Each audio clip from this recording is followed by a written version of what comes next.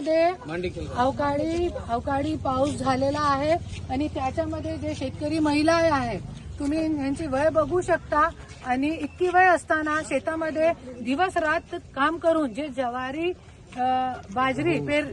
पेरली होती ते आज खूप नुकसान झालेलं आहे। सरकारकडून आणि इकडचे आमदार जागरूक व्हा आणि लोकांची भेट घेण्यासाठी यावा आणि ज्या लोकांचं नुकसान झालेलं आहे ते लवकरात लवकर भरपाई करण्यात यावी अशी माझी कडकडीची विनंती आहे।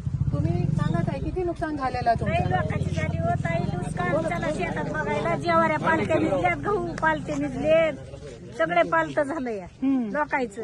लोक रडत बसलेत शेतामध्ये। आता भिजून आला ही वाजायला आता आम्हाला। आता इतक्यात आलात आम्ही सगळं भिजून आलात।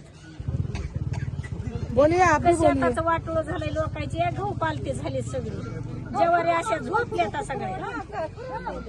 हा मी पण बघितलेलं आहे, येताना मी बघितलेलं आहे की पूर्ण जे ज्वारी आहे ते पडली होती आणि खूप मोठा पाऊस झालेला आहे इकडे।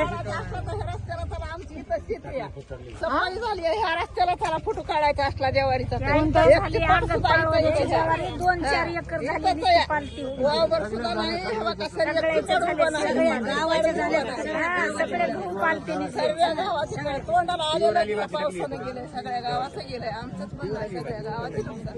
चालेल आम्ही जाताना फोटो आणि व्हिडिओ करून घेतोय तिकडे। कुठे आहे? जवळच आहे, इथं जवळ आपल्या कडेला जाणार आहे। सगळ्याच्या झाल्यात पालत्या पूरा एक गोल आहे सगळ्याच्या शाप झाल्या ज्वाऱ्या।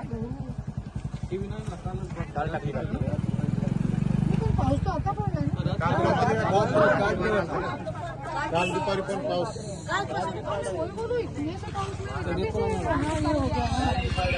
नाही।